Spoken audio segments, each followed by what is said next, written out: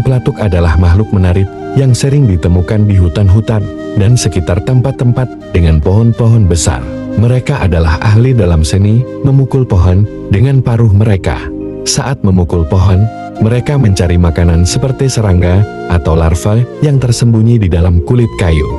Yang paling menarik tentang burung pelatuk adalah bahwa mereka memiliki lidah yang sangat panjang, seringkali melebihi panjang tengkorak mereka. Lidah ini berguna untuk menjangkau serangga di dalam lubang kayu dan mengambil makanan dengan cepat.